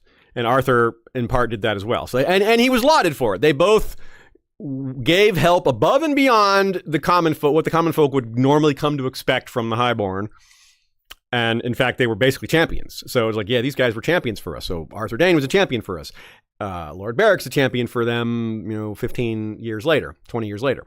And Ned Dayne is right there to see it. He knows what Arthur did. He probably knows about the Kingswood Brotherhood. He's told those stories. Those aren't secrets. That's not some mystery. So he's living it out here. So this is twice. He's got the stories of Arthur and his own firsthand experience with Lord Beric. That's got to sink in big time. There's even a parallel to Jaime and Edric here, right? Both fighting in a campaign for or against outlaws at a very young age as squires. Both heirs to their house at the time. Obviously, Jaime didn't ascend, but we know that story. Both of them were squires to someone very upstanding, someone rare who has skill and adheres to knightly vows and common decency both, for the most part, especially by this point. So Arthur and Beric, similar in their leadership skills, and Jaime and Edric similar in their squire roles for that. Obviously, Jaime didn't stay a squire for Arthur after this. He was older and became a Kingsguard. But, yeah. Now, it's one thing is backwards here, or inverse. It's in Beric's case, the outlaws are winning over the commoners, where Arthur won the commoners away from the outlaws. But we know that Beric and Edric aren't actually outlaws by trade, whereas the Kingswood Brotherhood was. They started off as outlaws. They were never kingsmen who a usurpation changed who they were. No, that's it. So that's a good point. Now, one thing Arthur never had to deal with that we know of is truly awful brigands. The Kingswood Brotherhood were robbers, thieves, kidnappers, but they're not like killers or torturers that, as far as we know, they're not like the Bloody Mummers or Gregor Clegane or Emerald Lorch. I don't know Arthur ever had to deal with someone like that, though maybe the Smiling Knight. Arthur did kill the Smiling Knight personally, and he was said to be cruel and mad, but also chivalrous, so I don't know. That doesn't exactly tell us in detail there. Here's our best direct example of the Brother Without Banners fighting on behalf of the common folk at the Battle of the Burning Septry. Quote, Thoros and Lord Beric were everywhere, their swords swirling fire. The Red Priest hacked at a hide shield until it flew to pieces, while his horse kicked the man in the face. A Dothraki screamed and charged the Lightning Lord, and the flaming sword leapt out to meet his arak. The blades kissed and spun and kissed again. Then the Dothraki's hair was ablaze, and a moment later he was dead. She spied Ned, too, fighting at the Lightning Lord's side. Important to remember, maybe not important, but a detail to remember here is that Dothraki oil their hair. That's probably why it caught fire so easily and went up quickly. It's fun. This scene is it has a little bit of humor to it, even though it's like pretty brutal. But the good guys win with very few casualties, so that's nice. But the humor is Arya thinking that it's unfair that Ned gets to fight, and she doesn't. She's like, I want to be out there. But there you go. Ned fighting at the Lightning Lord's side. He gets charged by a Dothraki. Ned's right there. Right? So he's in danger. He's coming, but he came out just fine. And Beric gets into the thick of things. Beric is the one putting himself in harm's way. It's part of why he gets getting killed. Ned's got to be right there with him a lot of times, Beric doesn't have a lot of concern for himself, but he probably does have concern for his squire. So now, if we think about this like from the perspective of a foe, if this knight and this squire are coming at you, it's definitely the bigger guy with the flaming sword you're more concerned about than the kid in pale purple that's shorter, and not an adult. So there is that. Two guys, and with Thoros right there too, it's actually two flaming sword guys to take all the Catch all the eyes of everyone. Hey, it takes the heat off of Edric. Hey. Speaking of heat, the duel. The trial by combat between Beric and Sandor is actually when we hear his name. When we did the beginning of this episode and showed his first mention and first words, it's this scene that these things happen in. Arya talks to him right after the duel, basically. What was he thinking during the duel? I mean, like, what's going through Edric's mind? He's probably like, well, if my lord dies here, no big deal. He'll come back. I mean, he's seen Thoros bring him back several times. In fact, this is the last time Beric is brought back. This death is Beric's last. His last from being killed. The next death Beric has is his intentional death when he gives his life force to Catelyn. So Edric by now has seen this is the 6th death he's witnessed or been aware of. He probably wasn't witness to Beric getting hanged, but he certainly was aware of it. So he would know less is at stake than Arya did. Arya's like, oh my God, Beric is dead. And of course, Arya's more concerned that Sandor was getting off without punishment than Lord Beric's life. But similar enough, right? And this was a big deal for Arya as an aside, because she's like, wait, I am positive he's guilty. Lord of Light, screw you, you know? Like, I'm positive. Like, why? How can you? Anyway. So after Beric loses, you know, if you remember what happened, he's winning. Sandor's arm is on fire. And then Sandor makes a wild downward slash as hard as he can. Beric easily blocks it, but Sandor's sword just crushes Beric's sword, breaks the blade, and hits Beric right where the shoulder and the neck meet. And Thoros goes, Lem, Jack, or names some people and goes, help me carry Beric away. Ned, you should come with. This is just a good evidence to me that Ned was there for all the other resurrections too, because Thoros thinks nothing of bringing him back there. So then Arya gets mad. She's like, I can't believe this happened. She grabs a dagger, tries to go at Sandor, and Sandor's like, go ahead, kill me. If you want me dead that bad, do it. You know, he starts to do the thing that he will do later when he wants her to kill him when he's in massive pain. He's like, he tries to taunt her into doing it. This is a little milder version of that, but he basically kind of insults her and talks about bad things he's done to get her to go ahead and do it then. And he's just in bad sorts there. His arm, like the flesh off of his arm sloughs off. The burns were that bad. And he faints when that happens. And then, of course, what happens is, you go to hell, hound, you go to hell. And Beric appears behind, coming back out of the cavern that they had taken him to. And he's like, he has. And it's the end of the chapter. And so Arya has seen Beric rise again, but Ned has seen this several times already. He presumably witnessed this one. So after the duel, she gets to speak with Ned a little bit. Ned tries to be her friend. That's when we have those earlier conversations. He's being polite. He's a good kid. And Gendry tries to mock them. And Arya's a bit wary there. Arya's like, she has trouble trusting in general, which is understandable. But when Edric brings up the stuff about Milk Brothers and all that, well, she's like, is he telling the truth? So, you know, and then he says something else that upsets her. Let's talk about that now. This next section is called, What Does He Know? Let's begin it with a quote. This conversation that I was just teasing, let's have it. Arya was lost. Who's Willa? Jon Snow's mother. He never told you? She served us for years and years, since before I was born. Jon never knew his mother, not even her name. Arya gave Ned a wary look. You know her? Truly? Is he making mock of me? If you lie, I'll punch your face.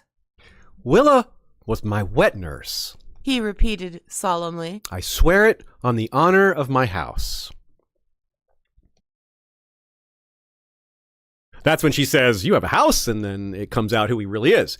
And so this revelation is pretty big, right? We discussed some of the implications before. Let's discuss a different angle of it.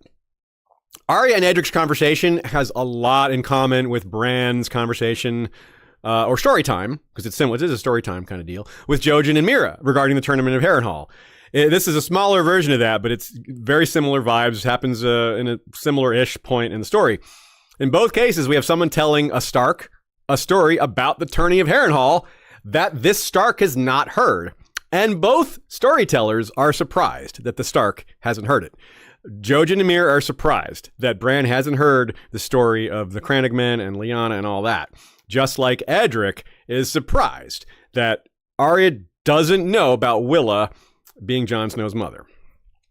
Edric is also surprised Arya had never heard about Ashara committing suicide of a broken heart over Ned Stark, that is, who met her at the tourney. Just as Jojen and Mira know what they know because their father told them, Edric was told that Ned and Ashara were in love by his Aunt Illyria.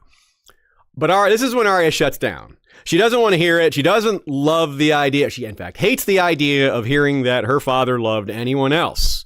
Like, nope, my father loved my mother, and that's it. And this is a very young person reaction to hearing the shattered illusion of your parents being perfect, you know? But she's also wrong. This isn't imperfect. It's not an imperfection at all. Catelyn and Ned were not married when this happened. In fact, they weren't even betrothed. Brandon was still alive. So this is something that Harwin explains later. Harwin's like, look, Arya, there's no dishonor here.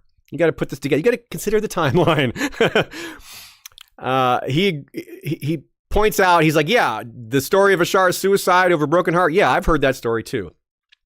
But there was also grief over Arthur. That part Ned Dayne didn't mention. So Harwin adds the part that Ashara, that's part of what she was going through, was the grief over Arthur Dayne. Part of that may be that she may be the one that revealed the location of the Tower of Joy. Somewhere Eddard had to find that out somehow. And that would be potentially something that she was very guilty over, etc. Now, Harwin also says, hey, Arya, don't mention any of this Willa Ashara Dayne stuff to your mother. Because at the time they were going to Riverrun. That was their plan, to ransom her to the Starks. Or to Robb and Catelyn. And he's like, yeah, don't mention this Willa Ashara Dayne stuff. That's kind of funny. Now, thinking about Lord Eddard and why he hid this information from Bran and Arya, etc., this is just par for the course. Ned concealed all sorts of details from his family about this. He tried to protect them from the worst of it. Catelyn didn't know just how bad Brandon and Rickard's deaths were. He just said, oh yeah, a beheading and another execution. Or strangling and a beheading, or whatever. He didn't talk about the fire, the slow burning, the slow strangulation, the setup. He just declined to give them those details, not to keep it from them obviously for some nefarious purpose, but to spare their feelings, right? But now she's learning the other way because Edric Dayne had no idea her father spared her those feelings. As we know, Ned returned Dawn to Starfall after the event of the Tower of Joy, after he and Howland Reed killed Arthur, and after the others were all killed. But he had also gone before in search, right? So this is supposedly, the cover story has to be that he's searching for the Tower of Joy, they go to Starfall, and that's when Willa gets pregnant with Jon. That has to be it, because it wouldn't really make sense for Ned to go to Starfall, return Dawn, and Jon to be born then? Where's the 9 months? Where's the gestation period for this kid? Even people who don't know much about babies would catch that. That's too big of a detail to leave out. So the implication has to be that Willa got pregnant before Ned returned at Starfall, unless he stayed there for a year, 9 months, which that doesn't clock either. Why would he be there for that long? So, Edric never indicates he knows exactly what happened with Arthur Dayne, but it seems to be common knowledge. So I wouldn't worry about that. But he does mention the suicide of Ashara from the Palestone Tower. But again, that he doesn't necessarily know the details. He was not alive when that happened. She jumped from the tower, what was it, 3 or 4 years before Edric was born. No Beric, no Brotherhood. A path for Ned Dayne to become part of other plot lines. He's already not part of the Brotherhood without banners now. Comes with Beric's final death. Let's go through that process. When the Brotherhood found Lady Catelyn in the river, we know Beric passed his life force to her despite protests from Thoros and probably from others. probably Ned Dayne as well. He'd be like, no, my lord, no, you've been my mentor all this time. Don't go, don't leave us, etc. Maybe there was they may have thought highly of him for doing it anyway. The respect is there, but they didn't want to lose him. But he made up his mind. He's a single-minded. We're told that George doesn't use the word revenant, but he does say that these dead beings, they maintain their sense of purpose and lose much else. So that sense of purpose, that unfinished business from their life becomes the focus. And he also hints that Beric is extremely focused on that because of the multiple deaths. So now there would have been a goodbye. I don't think Beric would be like, zoop, give the life force to Catelyn and just collapses without saying something first. I'm sure he was like, Ned, go out in the world, be good, remember everything I've taught you. It's probably pretty poignant. There's a lot of probably poignant off-screen moments between Ned Dayne and Beric that maybe Ned Dayne will tell us about later. There's an opportunity for him to relate some of those instances to us down the road. I mean, he'd been with Beric since he was 7. So, I mean, it's like almost half his life. And again, father figure, like to replace his real father because his father's dead. Now, on the other hand, maybe Ned had gotten used to the idea that this was a short-term thing, that Beric could not possibly keep going like this, that as an undead being, his time would be limited. I don't know what he conceived of, though. I don't know what he's like, because he doesn't know how any of this works. We don't know how any of this works.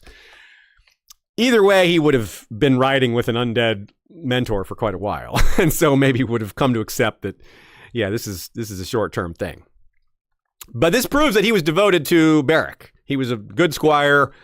He was staying with Beric as long as Beric is walking. Now, we can't say as long as he's alive because he clearly stayed past that point.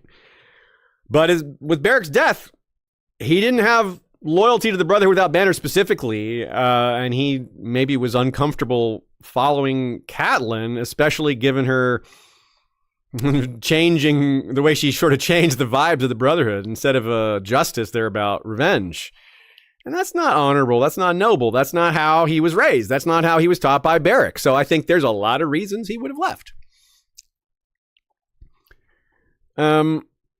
As a kind of an aside, we talked about, so not as an aside, but when Edric goes back to Starfall, I know we don't know that he's actually made it back yet.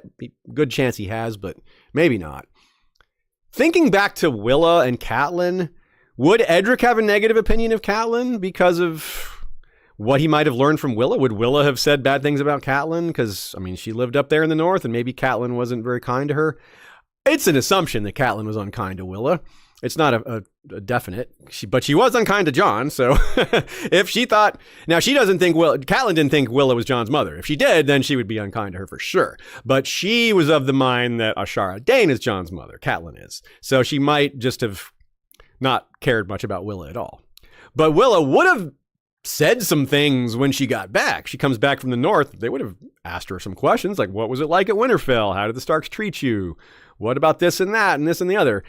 And are these secrets still held? Because Willa's in on it. She was at the Tower of Joy. Willa being like, the only thing colder than the north is Lady Stark. That's great. She's like, Eddard Stark is cold man, but Lady Stark is worse.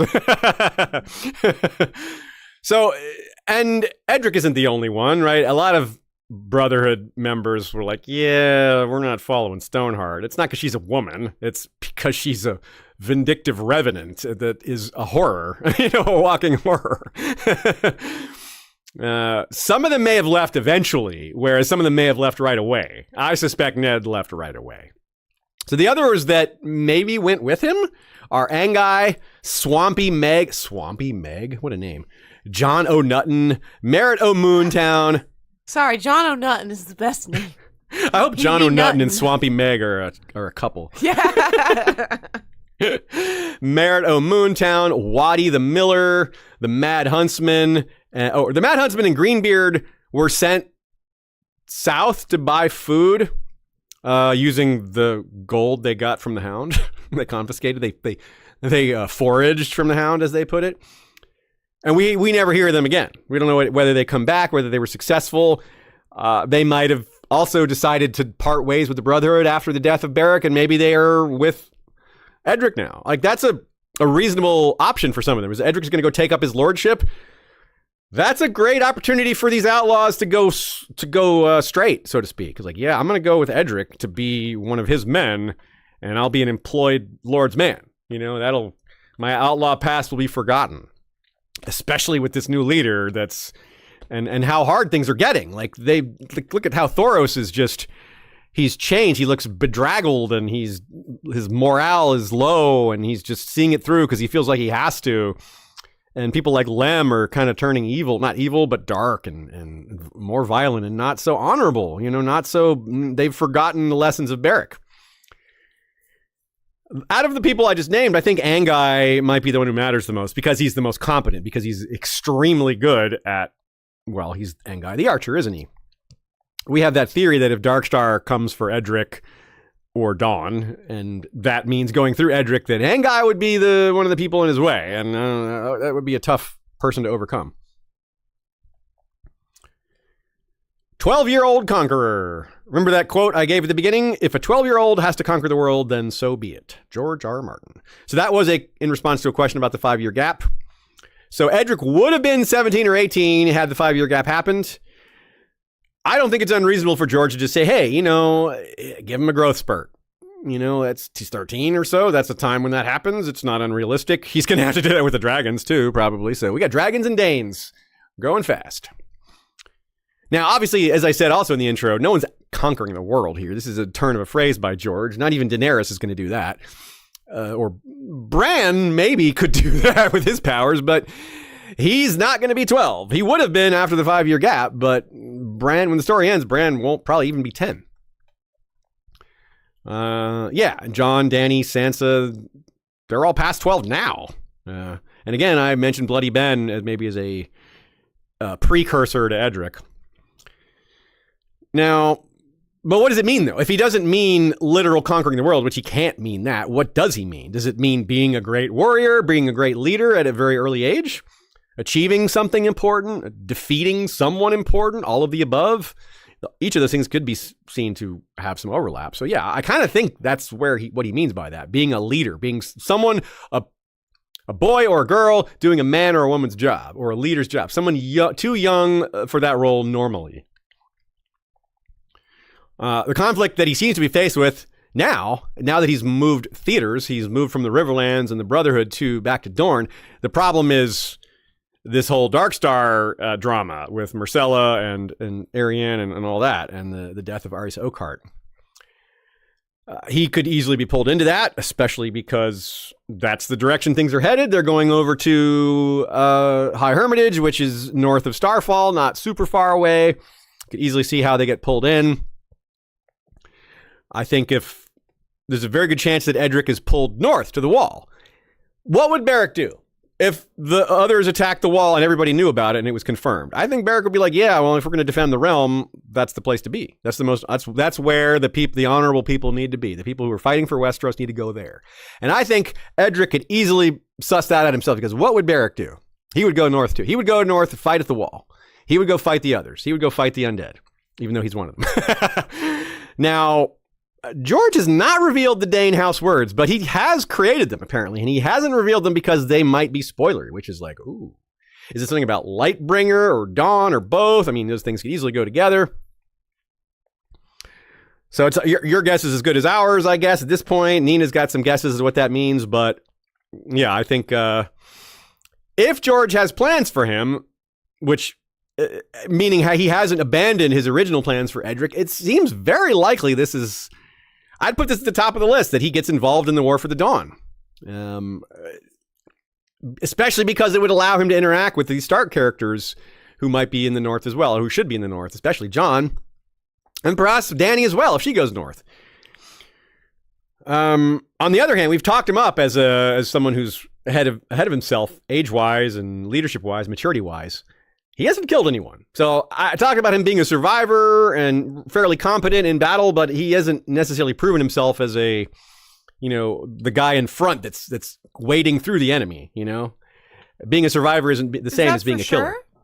He says it. Okay, cool. He says it, yeah. I didn't know, since we've last seen him, he's done a lot, you know what I mean? Yeah, it's possible he's killed someone since, but after the trial by combat with Sandor, Arya's like, have you killed, how many people have you killed? And he's like, what? He's like, I've never killed anyone, and he's startled by the question. So, and Arya's like, well, I killed someone when I was 8. Well, she doesn't say that. She thinks it, but he's like, So, and Arya's a good question. Will she encounter him again? Will Arya and Edric meet again? If he goes north, Arya's probably going to go back to the north too. So yeah, why not? If not, then it's kind of hard to imagine them meeting up, because I do think Arya will go north, and if Edric doesn't go north, then he's probably still down in Dorne, which I really doubt Arya goes there. And yeah, and by then he probably will have killed somebody. It's like, yep, now I've killed somebody, y'all. Could George have plans for him to meet Jon Snow? That is one of the more compelling possibilities because of, well, the milk brother thing, side by side fighting the others with his milk brother, with his sword of milk glass, potentially. That is not hard to imagine at all.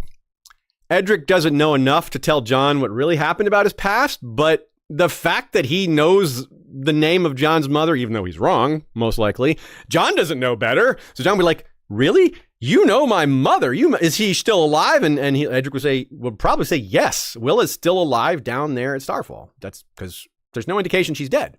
Edric didn't speak of her in the past tense. He said has worked for them for years and years. In fact, he speaks of her in the present tense as if she's still alive. So I very much assume she's alive. And Jon may have given up on ever learning about his mother. Now that Eddard is dead, he's like, well, that's the only person that might have told me unless she appears and tells me, hey, I'm your mom. So this is a possibility Jon has probably never considered. And if this Dayne kid shows up and has a similar vibe to Jon, like he's a guy that is noble and honorable and forthright, Jon would appreciate that. He would respect that. And now this kid has family secrets about him too. That could be really interesting. Bran, though. What if he meets Bran? This is another one that's really hard to figure. We have long said that, not just because of the TV show, that, yeah, Bran could be the one to reveal the Tower of Joy stuff by simply looking into the past. But he has to have a reason to do that. Something has to clue him in to that path to look in the first place. Unless he knows about the Tower of Joy, unless he has a reason to look, it's like the Dewey Decimal System, like a library card thing. If you know where the book is on the shelf, you can read it. But if you don't even know that book exists, even if you're omniscient, sort of like Bran is, he doesn't know where to look. He doesn't know to look into the Tower of Joy. He hasn't heard of it. So if someone like Edric Dayne brings it up to him, he'd be like, well, let me gaze into the past and see that for myself. And then he would learn the truth of it. And then that would be an opportunity for George to put it on page. That's a very compelling idea, isn't it? Right now, Bran doesn't even know there's a mystery about Jon's parentage. If the idea is raised, he'd be like, interesting. Let me find out, And Bran's one of the few people with the literal power to be able to do that. The information could be passed along in a mundane fashion, but nothing would convince us more as readers of the truth of something that we've been given several versions of. Right? There's a lot of different stories about Jon's parentage, even though us experienced readers, those of us deep in the fandom, are pretty darn sure it's Rhaegar Lyanna. George may want to present it in a way that leaves no doubt, which in a Bran vision would leave no doubt. That's not a person's opinion. That's not a person telling a story. That's us seeing what happened through Bran's vision of the past. And there's no indication those visions are mistaken or that someone makes them look like they're not. There's every indication that those visions are really what happened. Sansa as well is kind of interesting. Obviously I hate to bring the show up too much, but the way they finished the show was with her Queen of the North without a husband, which could very well be how it goes. She doesn't need a husband, but if she does have one, this would be kind of a cool option. Like I said, someone near her age, someone upstanding, knightly, virtuous, highborn, an interesting connection. That's a really far apart marriage. Like a Stark marrying a Dayne is kind of cool and a little bit unheard of, that far away like that. So I kind of like the idea. I'm not as big on this idea as I am some of the others, but I wanted to go through all the possibilities, and this one seems kind of fun, seems kind of interesting. There's something to it, maybe. As we said, Arya is a great possibility. I'd love to see them meet again. But Dany is another very compelling possibility. Again, we bring back the possibility that they are aware of their ancestral connection between Deanna Dayne. Even if Dany doesn't know that, she doesn't have a lot of knowledge of our own family history, a lot of specifics. Edric probably knows. I mean, right? What? You don't forget that. You don't forget that your house married in the Targaryens. You would trumpet that. In fact, that's a thing you would highlight for others to take note of. Like, yep, we were chosen as brides to the Targaryens when they were royals back in the day. Yeah, that's a thing to flout. Sword of the Morning, question mark? It has long been a theory that Edric was going to be the Sword of the Morning after the 5-year gap. Is that still the case? Is he too young, or is it a case of a 12-year-old has to conquer the world, so be it? Can a 12-year-old Sword of the Morning exist, or 13-year-old?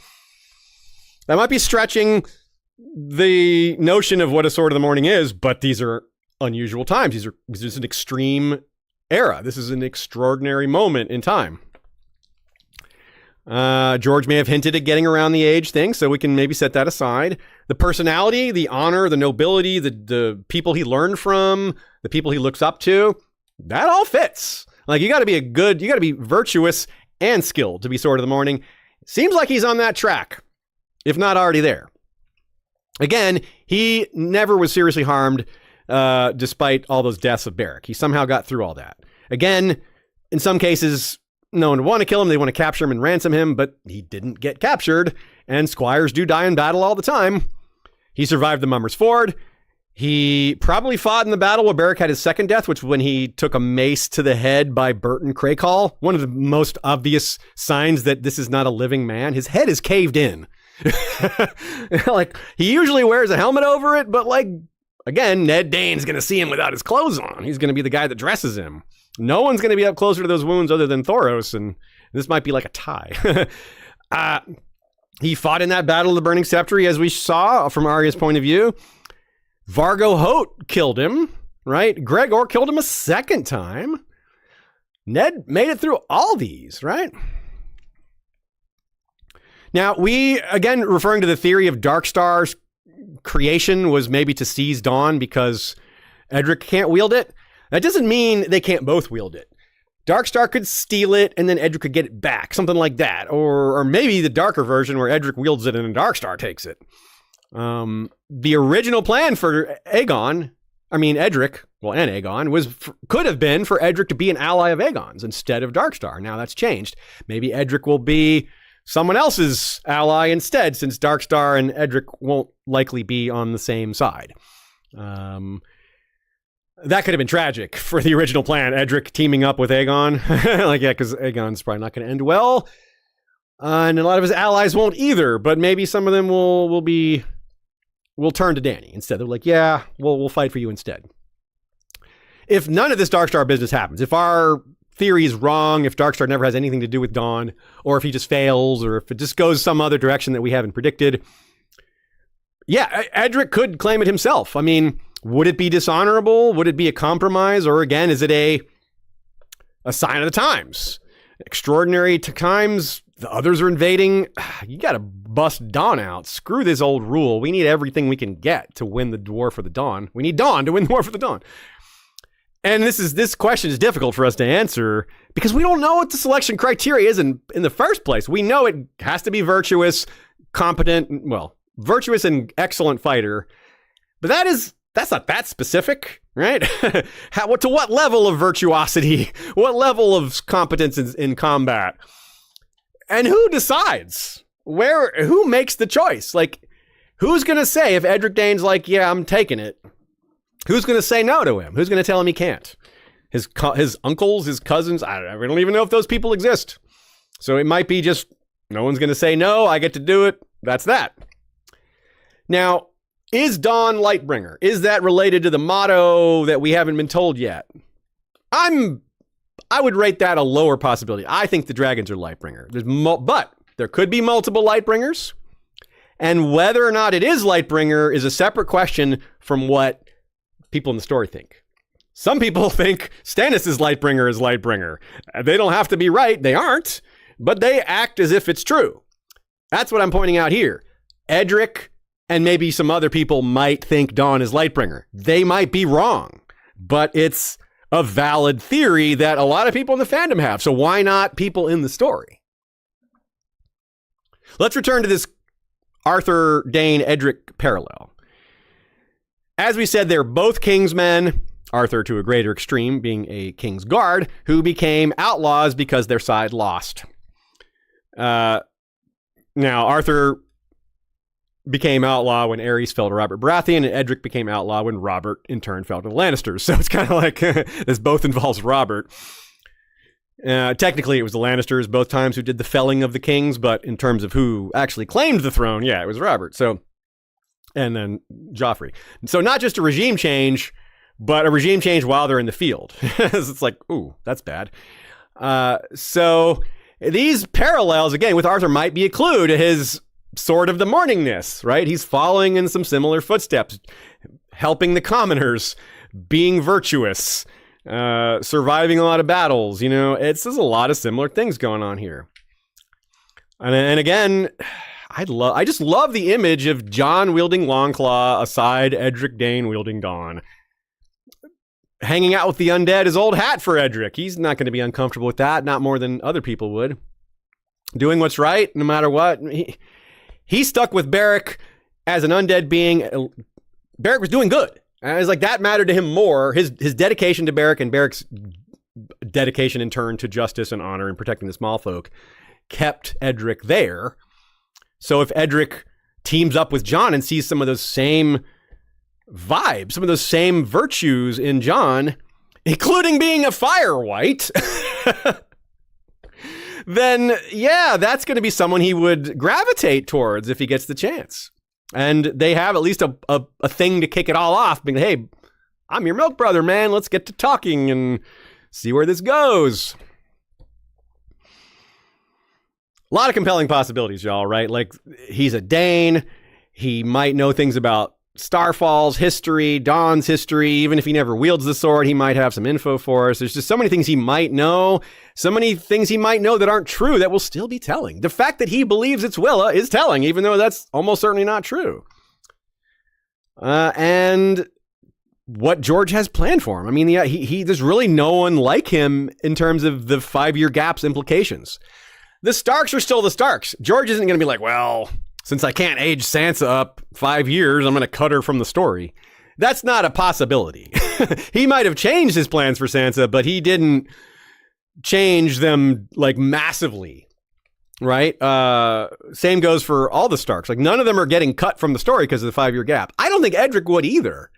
But he, of all the characters I can think of, the 5-year gap might impact him the most. And that's very interesting. I do think, I'm going to reiterate, that he belongs in that Squire Hall of Fame with Podrick, Egg, and a few others. And by that, I don't mean fighting skill, though that helps a little bit. I mean loyalty to the knight they serve, dedication, honor, the qualities that we look for in adults like Duncan the Tall, Brienne, and Qhorin Halfhand, and Jon Snow. These are leaders that are worthy of that and are worthy of squires like these because they have a similar attitude towards virtue and honor and justice. So I think Edric, despite what I just said about him, it's actually a possibility that George just doesn't have a big plan for him. I doubt that. I think he still has a significant role to play, even though it's been changed from its original conception. I think it's probably like Sansa and Arya and Jon. The plan changed a little bit because of the lack of aging up, but it's still a similar plan from the original conception. And the best evidence for that is George's comment, if a 12-year-old has to conquer the world, so be it. Again, he said that in reference to the 5-year gap. He's a unique character who is lord of one of the most unique houses, whose story is tied to perhaps both House Stark and House Targaryen, in addition to many enduring mysteries. Another incredible job of character creation and writing by George R.R. Martin. A few questions from y'all. Let's get these handled for y'all. Kimber LeFay asks, how does the timeline of Beric's first resurrection fit with the return of dragons? Were they hatched yet to bring the magic back? No. They were not. That's a great question, by the way. Yeah, the dragons were not hatched yet. The dragons were hatched at the end of Game of Thrones. And Beric's resurrection happens like halfway through Game of Thrones. So that like midway through the book. Because, yeah, when Beric is sent out, Ned is still alive. Ned has just broken his leg. Yeah, that's maybe past halfway, but it's nowhere near the end of the book. So I think, so this is a good example of magic, magic prior to the dragons. It's an argument against the dragons being the cause. It's an argument that the dragons are one of the symptoms. Another example of that is the others returned before the dragons came back. Melisandre's had powers before the dragons came back. Bloodraven had powers. There are magics that got used before the dragons came back. Even if they're less powerful, they were still there. Yaki Nico says, has Edric been converted to R'hllor during his time in the Brotherhood, or does he stay with the Seven despite his experiences and all he has witnessed with Beric and Thoros? That's a great question, and something I meant to mention, so I'm really glad you pointed it out. I had this in my notes, and I must have skipped it somewhere, because Beric says he knighted everyone. All men, though. He said he knighted all the men. Beric and Edric is a boy, so I don't think he counted him as a knight. So I don't think he knighted him. I think he would have said so if he had been knighted. He would be Sir Edric. He's not Sir Edric. He's just Edric. He's Lord Edric, but no one even calls him Lord Edric. They call him Ned. So I don't think he's a knight. But if he is, then it was done under the auspices of R'hllor. But I still think he's probably a Seven worshiper. I doubt he abandoned the Seven. He was raised on them, and he's he's more likely to do a synchronous thing where he worships them both. But yeah, that's a good question. Yeah, Wheezy Squeezebox says the meteor also appears before the Return of the Dragons. Yes, absolutely. The comet appears like before. Yeah, it's like in the sky when Dany begins the ritual. It's also in the sky well before that. Maester Luwin is looking at it through his mirrorish lens at one point very early in the story. I think it's actually during Bran's vision when he's in a coma. He's picturing Luwin making notes while looking at the sky. And it's like, well, that comet is there. Yaki Nico also points out Alexander the Great was 16 when he was given his first command and led that army to victory 4 years before his father died. That is true. In fact, I'm glad you mentioned that because that's getting into what's going to be happening in our ancient Greece episodes that we're doing right now. And yes, Alexander the Great will be appearing in that story and that battle that you're referring to. I will be going into great detail with that. So let's save that for later. For now, we'll just point out, yes, Alexander the Great was like basically the second in command for Philip II, his father. And he was already leading, large parts of the army at that age. Dornish Dame 383 says, Edward the Black Prince also commanded the vanguard at Cressy when he was only 16. Yeah, Edward the Black Prince was exceptional. He is somewhat Rhaegar vibes there. George has compared him a little bit to Edward the Black Prince. And yeah, this kid was very martial from a young age. Very excellent fighter from a young age going forward. Trivia answer. How old was Edric Dayne when he became Lord Beric's page? 7. Yeah, 7 years old he went. So he's, he spent 7 years in Starfall and then the next 5, 6 with Beric. And now only a matter of months have passed since then. So he's now, he's on his own for the first time or in charge of his own destiny, not following anybody. Now he's got people following him like Anguy and Swampy Meg and Jon O'Nutton. Hey, they've got a place to be alone now. Like they can have a nice bed at Starfall. Our poll results. Will Edric Dayne wield Dawn? Pretty close. Yes, 57%. No, 43%. So those of you hearing those numbers, this is during the live stream. We're also going to have that poll for those of you listening on the podcast. So check that vote out and register yours. See if it goes the same way or not, and we will reveal that answer in a future Q&A episode. Or reveal that total, rather, the poll results. I mentioned Darkstar in this episode, so why not check out our Dance with Darkstar episode if you have not? There's definitely some crossover here, a lot of Dane content. And we did a full episode on the Brotherhood Without Banners earlier this year, in fact, if I remember correctly. There's obviously a good bit about Edric in there and more about Beric and Thoros and a lot of the other stuff. And speaking of Thoros, we did an episode on him, The Full Life of Thoros, which obviously includes some of this as well. So there's a good amount of overlap there. And of course, any episode we discuss has some overlap with our Valar Reread Us series, because that is the entire coverage of the Song of Ice and Fire novels. So of course, our coverage of these chapters is relevant as well. Thanks again to Nina for her great assistance, her great notes. Lots of good stuff in here. She's also been hard at work on some more Targaryen Kings episodes, which we'll be bringing to you in the short term and in the long term, because, hey, there's multiples we got working. Thanks as well to Joey Townsend for our music, and to Michael Klarfeld for the maps you see behind us and for our video that starts the episode. On behalf of Ashea, I'm Aziz. We'll see you next time, and you know what to do. Until then, Valar Rereadus.